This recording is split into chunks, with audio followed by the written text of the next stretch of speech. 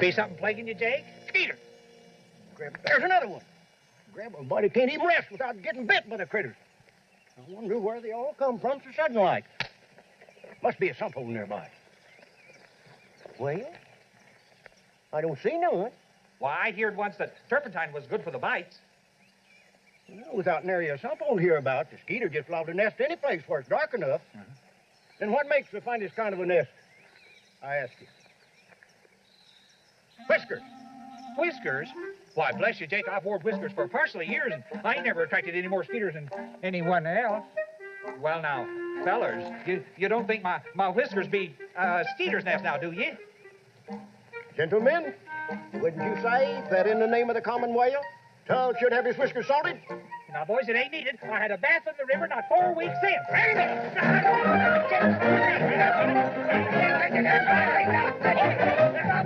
me go! Gentlemen up here, put me down! Engine!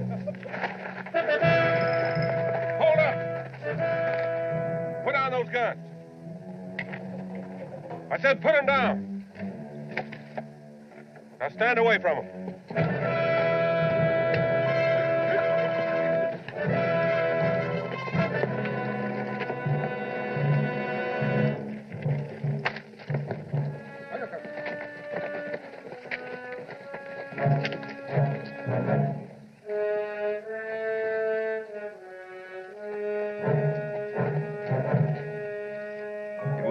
That we are now suitably equipped to make a great dream become a reality.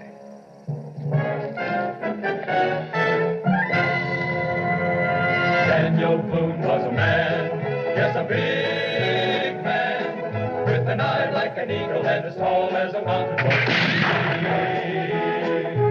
Daniel Boone was a man, yes, a big man, and he fought for America to make all Americans free.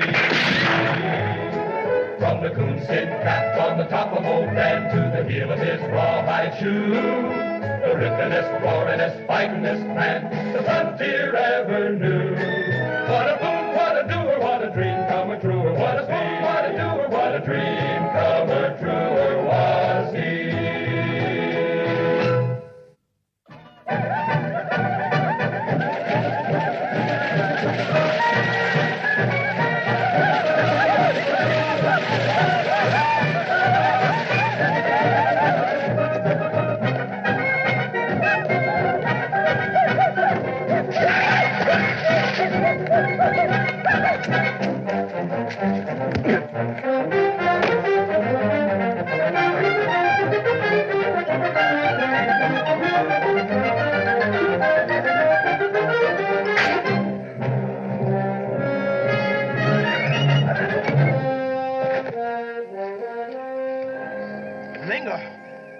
I don't know where you came from, but I'm awful glad you did.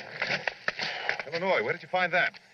I didn't find them. They found me. There's a big party back a piece. War party? Well, they didn't come to pick strawberries. Where'd you come from? I came from the river. I saw a great many war parties. Creek, Choctaw, even a Ojibwe. A Ojibwe? Ain't no Ojibwe this far south. We'll argue that later. We'd better get back to the fort.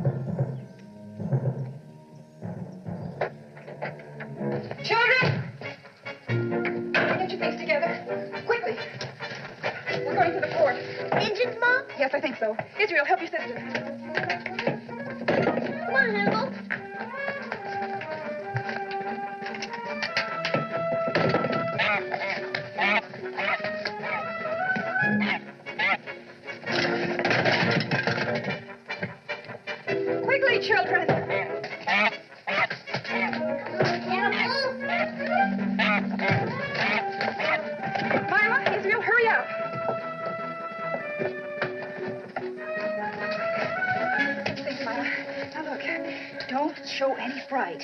Stay together and walk straight ahead to the fort. Understand?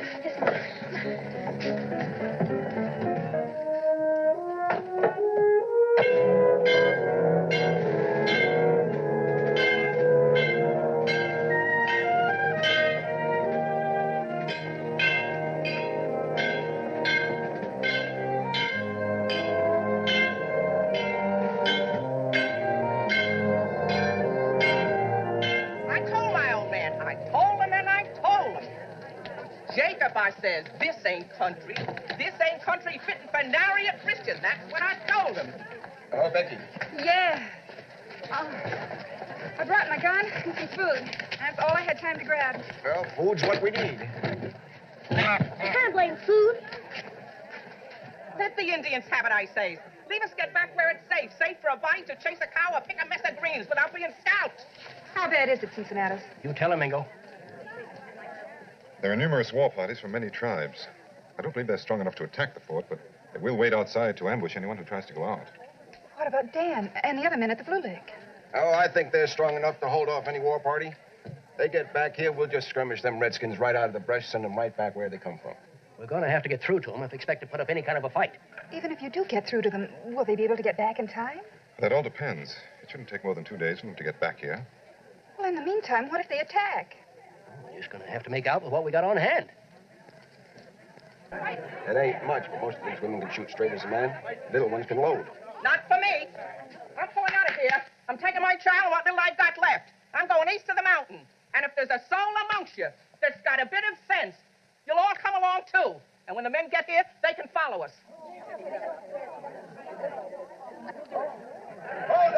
Hold on, listen to me.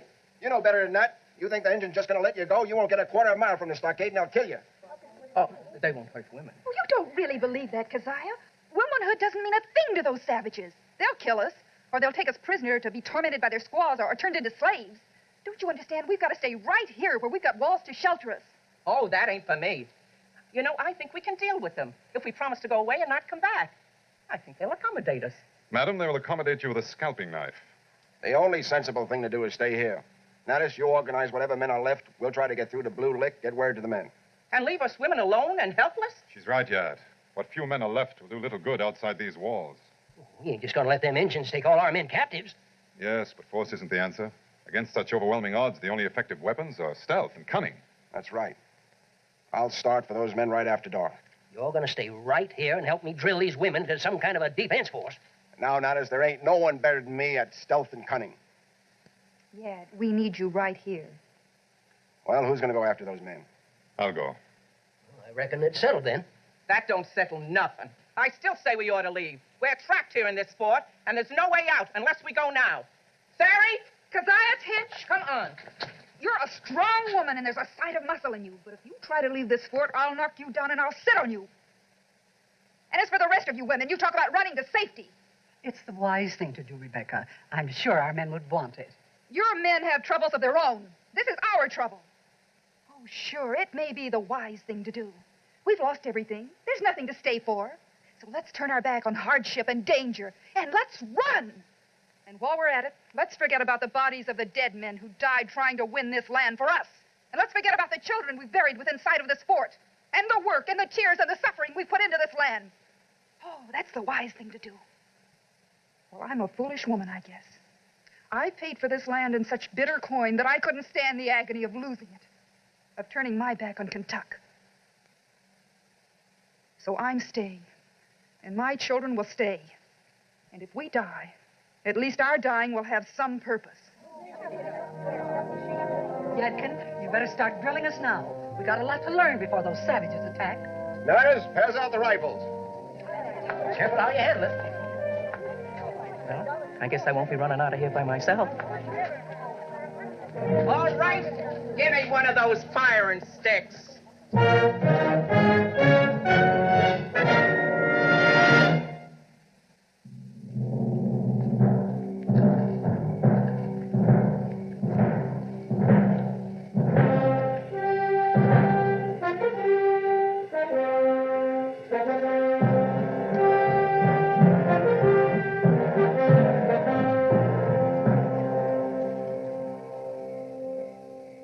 Brother, there has been some mistake. I was told there was a council. I came prepared to open my heart to my brothers, only to learn that I was mistaken. Here is no council. This is indeed the council, Michelet. Then where are the chiefs of the Erie? Are the Ruyanis of the Creek hiding? Are they afraid to appear in council? The Erie and the Creek have not come. They say it is a foolish path which we have taken, and they will not follow. War is the business of men. Since when has it become foolish? I will speak for the Wyandot. We came to this place because Michelet promised certain things. We exchanged belts with the Choctaw, who is our enemy. Michelet promised us guns with which to fight the white men at Cain. Let me show you the guns he gave us.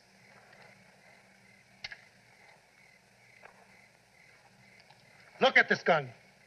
The barrel is smooth.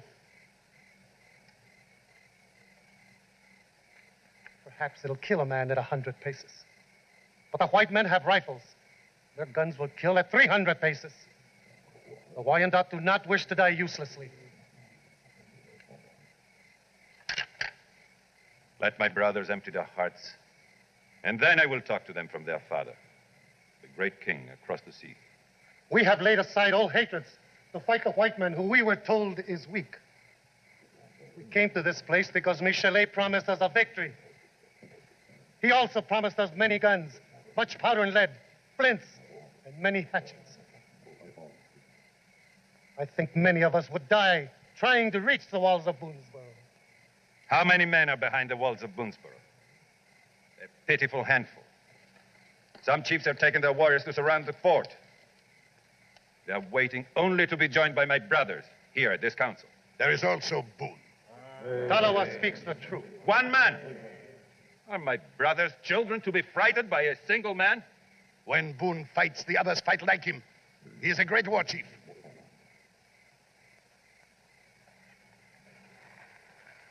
Michelet, go back to your king across the sea.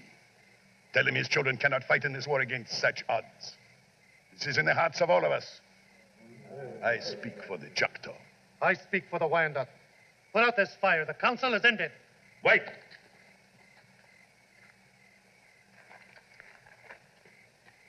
Brothers, what if the great war chief Boone was not present at Boonesboro to defend it? What if he and the young men from Boonesboro were here as your prisoners? To do with as you will. Then we would listen.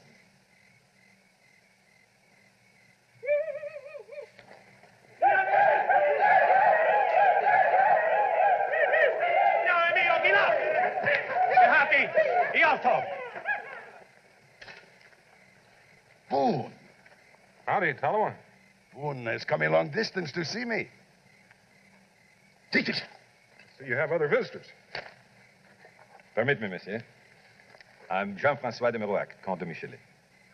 I've heard of you. Used to raid up around Hampshire Grants until Rogers and his Rangers burned you out. Thought the British hung you. Even the British do not hang a man of my quality. Is that a fact? Well, now that we're here, what are you going to do with us? You will amuse my young men in the house of cut-off heads. When? When I am ready. Tuka, Labra.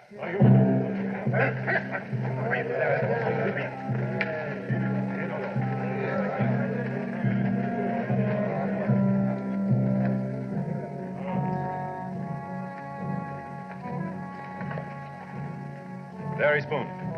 There are also the men from Boonesboro. All that can be left are women, children, and old men. Brothers, is it still in your minds to go home and be at peace? Or will you go to war?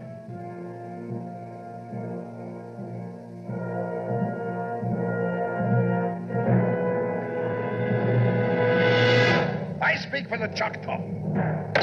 Oh!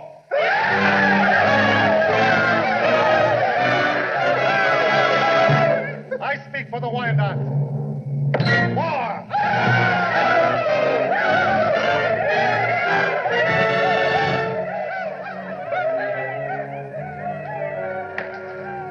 What are they going to do to us, Tuff? Kill us? You mean torture? We should have fought them while we had a chance. We didn't have a chance. Not after you told us to put on the rifles, we didn't. We were outnumbered and surrounded, and besides, they'd have killed every one of you with those French muskets they carried. Well, better that way than the way it's going to be. I wasn't thinking about us, Jake. I was thinking about the folks back at Boonesboro. As long as we're alive, they still have a chance. Some chance. At least we could have killed ourselves some Indians. Jake, why don't you sit down and be quiet?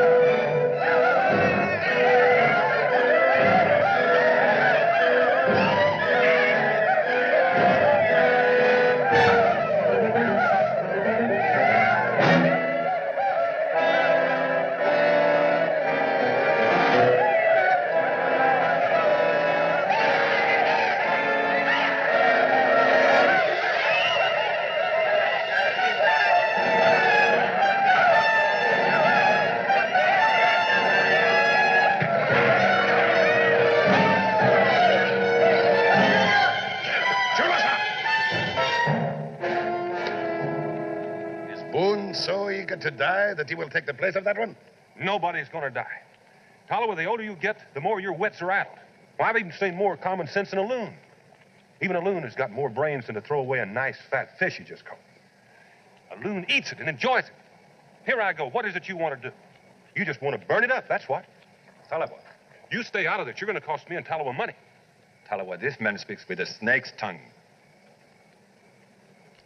He speaks of money. Fetches you, doesn't it? I am speaking of a lot of money. 400 or 500 pounds English, gold, silver, any way you want it. And that's too much to burn, Tolliver. Each one of those men is worth 20 pounds, delivered alive to the English governor at Fort Detroit. 20 hard pounds for each man. Tolliver, listen to me. Boone lies. He's only trying to win time for himself and his friends. If you believe this liar, White Owl will pass over your lodge and bring trouble to you and all your people. Boone lies. He will burn. Boone does not lie. Tolliver, let me prove my friendship for you.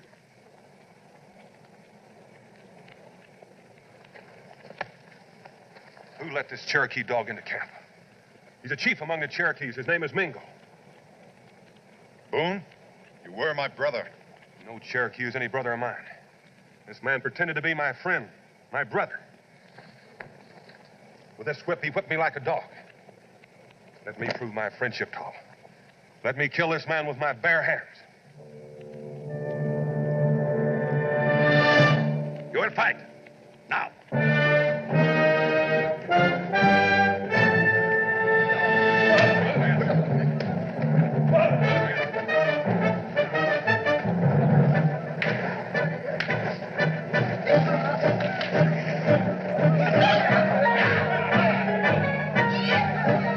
Drive me back to the river.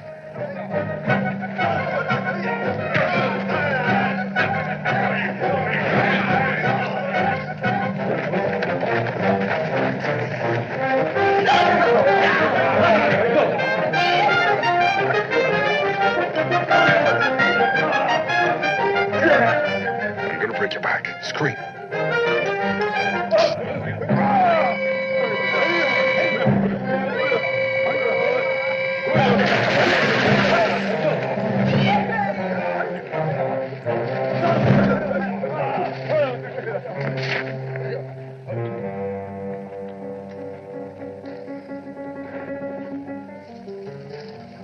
will be as you said. The captives will be taken to Detroit for ransom. But you would stay here.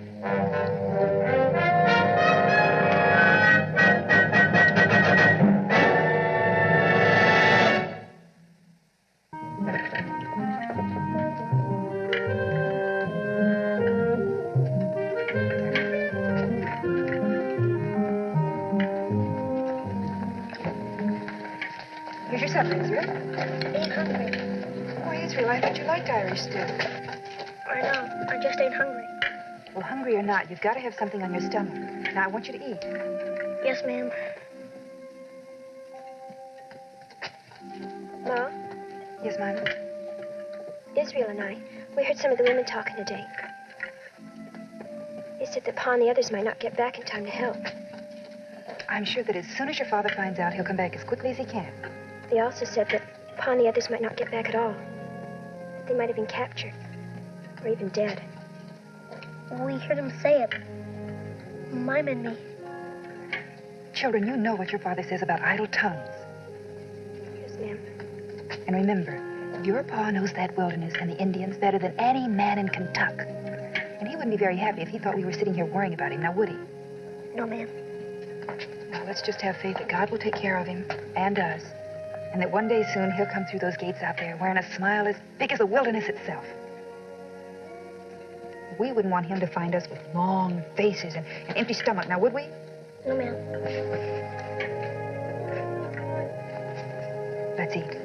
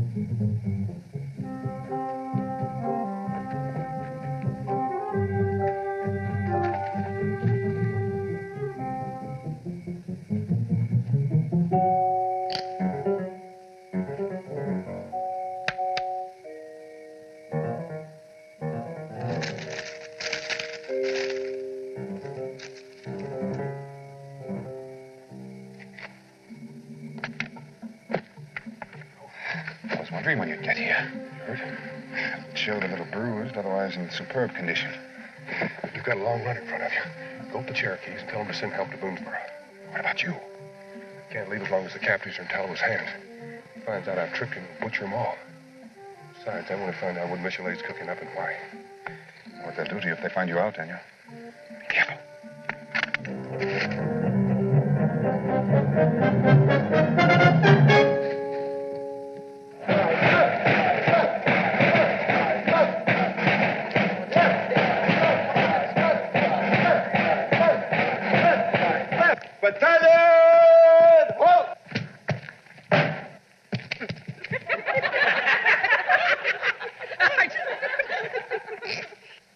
Okay, ladies, quiet in the ranks.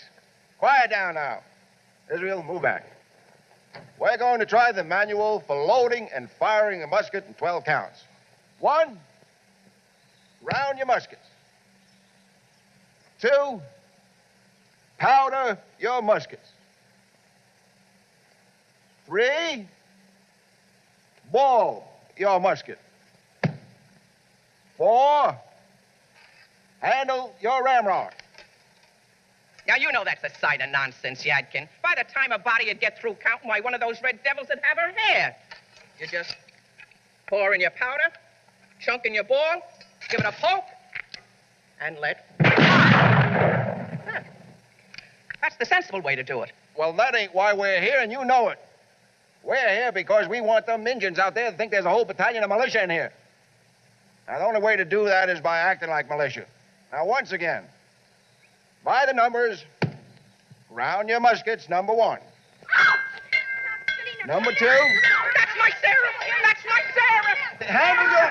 Ladies, come on back here. What's the matter with you? Israel, how am I ever going to make soldiers of them women? Every time I get started, their sprats start fighting, and they got to break it up.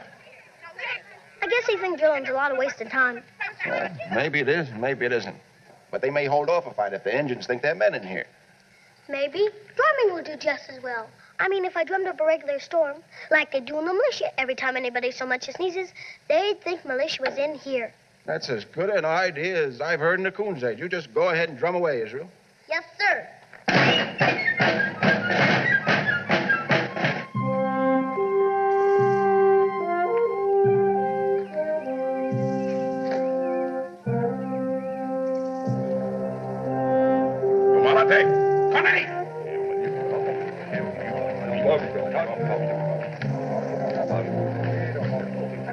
I'm afraid your friends bear ill will toward you, mon ami. The way I see it, a man's got to look out after his own hide. A philosophy that I share. We might have some other interest in common. Shall we talk? Why not? Monsieur Boone, to a man of intelligence, the future is quite obvious. And that future lies here in this great Ohio country. Even beyond that, west of the Mississippi is a tremendous empire waiting to be seized. This entire country is practically a vacuum. An entire vast new kingdom waiting for a man of imagination and daring. Like you. You are skeptical, my friend. Once knew a man who tried to eat a bear before he was dead. It's a little tough to digest. In 2 years, 2 short years, I've put together a coalition of tribes. Nations filled with hate and distrust of each other have united to fight for me. Let me have but one victory, and more tribes will come into my camp. You are a man of guile, Boone. The savages say you are as wise as the snake. They revere you. You are Big Turtle, cousin to the Cherokee, brother to the Shawnee, tamer of bears. Boone, you are not an ordinary man, and neither am I. Together, we could build our own kingdom. What is it you want from me? Not much. Bring the Shawnee and the Cherokee over to our side. What if I say no? My poor friend, you have no choice. You have cut yourself off from your own people by an act of betrayal. It seems to me you're making a mighty big wager with small cards.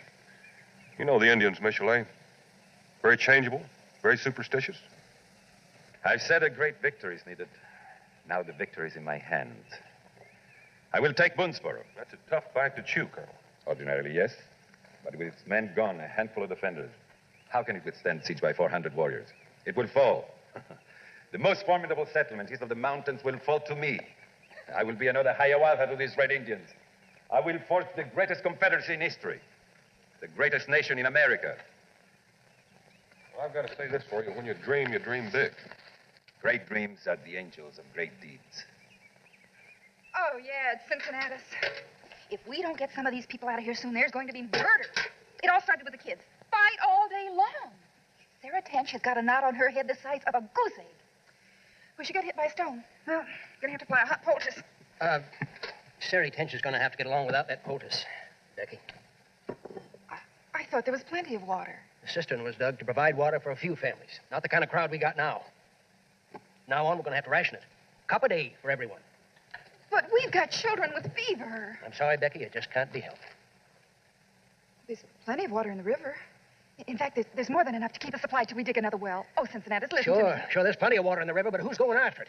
You think them Indians is 100 miles away from here? Well, they camp right down there by the river, and they're going to kill the first man that steps outside these walls. Now, just don't go getting any wild ideas, because they'll kill women, too, or children, or even a mule if they think it ain't wearing feathers. Now, this is right.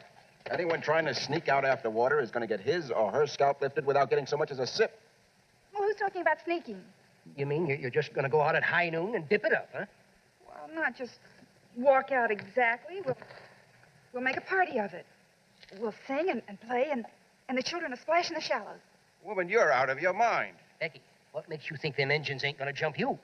They won't understand what we're doing. Dan said that when they don't understand something, they're timid about it. They back away. Well, what do you suggest?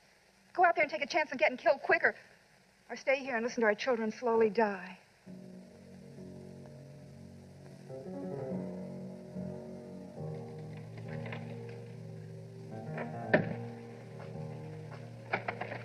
Now remember, we're women and children going on a picnic. Be happy. Becky, be careful. Come on.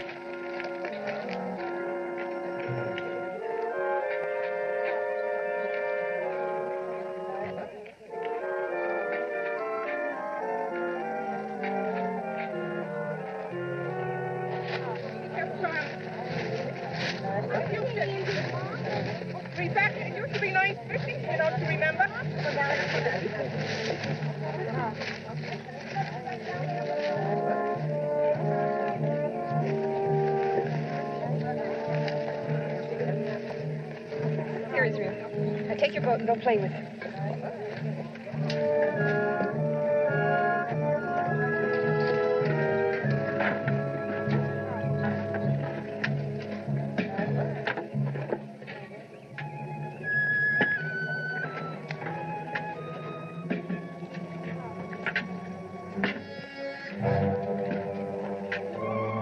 Yeah, my boat.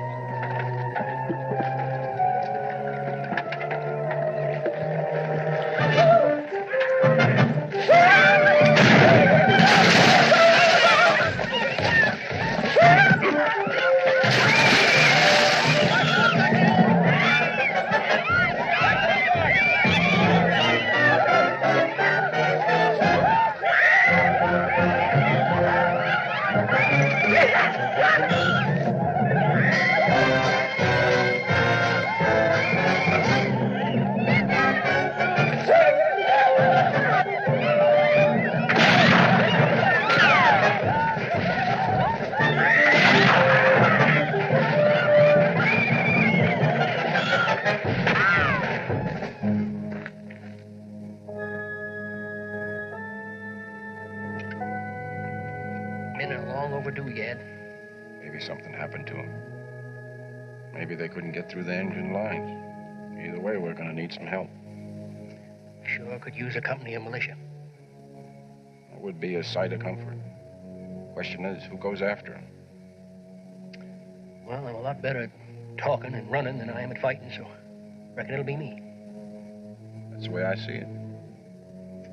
Well, I'll leave as soon as the moon goes behind that patch of clouds.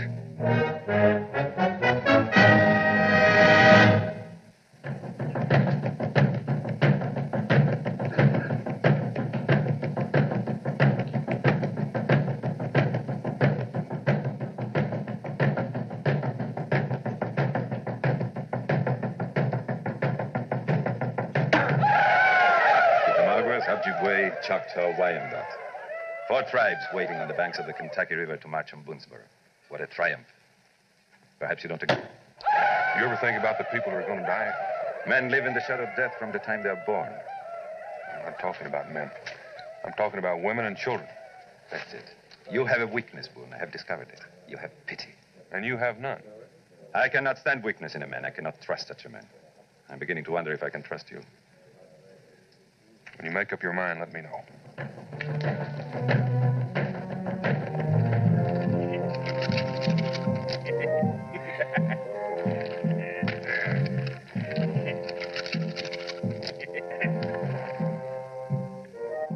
Don't mind me. Go ahead.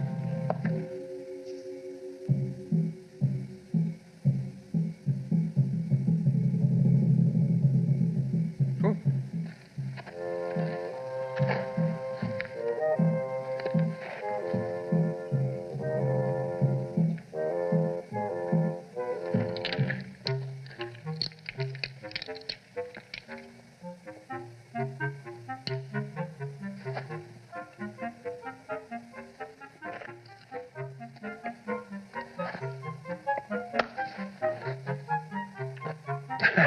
Chief.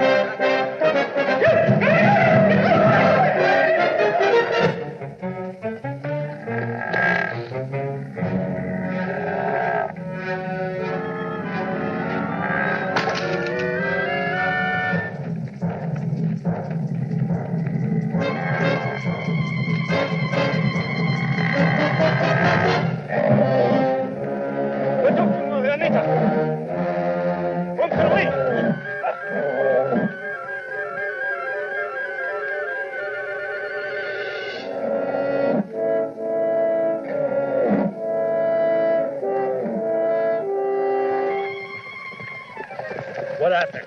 Too much magic. Big turtle changing to bear. We run.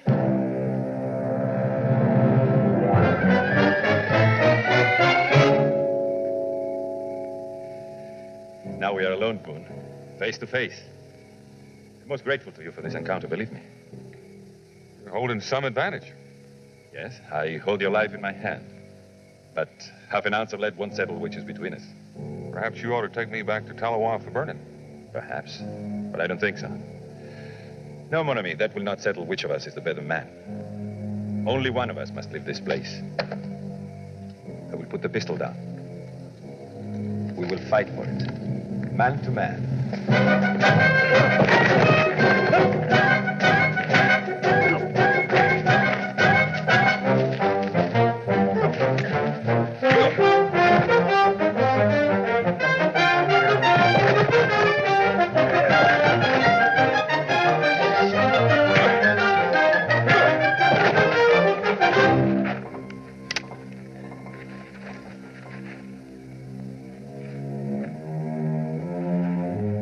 The advantage is yours. Fire at your convenience.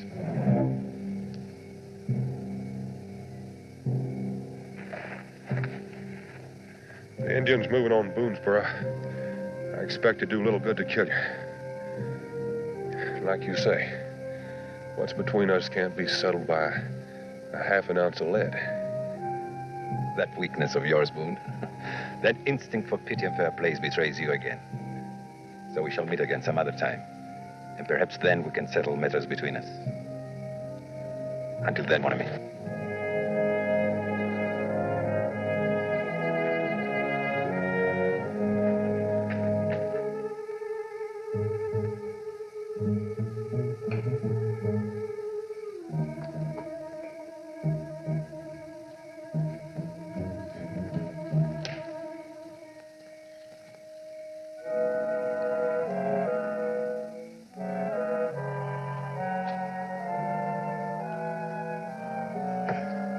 All quiet, no fires, no smell of smoke. Maybe them savages give up and went away, huh? Maybe. Maybe not. Hold on, that ain't no engine. Hold your fire on the wall! You better tell Becky Daniels back.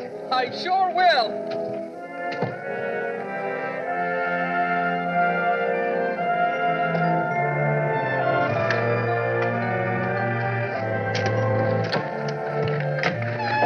Glad you're back, Daniel. I got awful sick of women in awful short time. How the engines?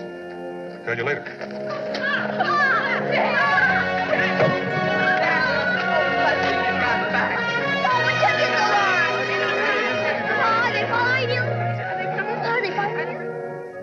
That's just about the size of it, folks. The war parties are moving. We can expect an attack at any time. Daniel, how much can we stand? We're only women. It's not what we can do, it's what we got to do. The men ought to be back from Detroit within a month. And there should be help before that. Until then, we've just got to fight. Are there an awful lot of Indians, Pa? There'll be more than enough to go around, Israel. So let's get busy. We're going to need lots of bullets. If you run out of lead, melt down your pewter ware. We've got little enough time. Let's make the most of it.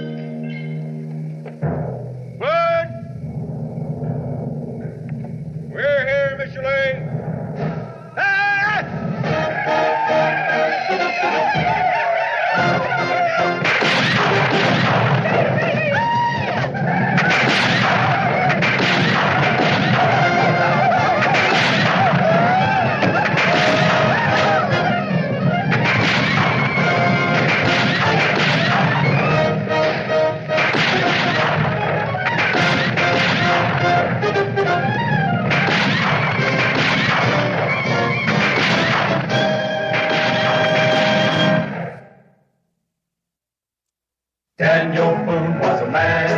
Yes, a big man, with an eye like an eagle and as tall as a mountain was he.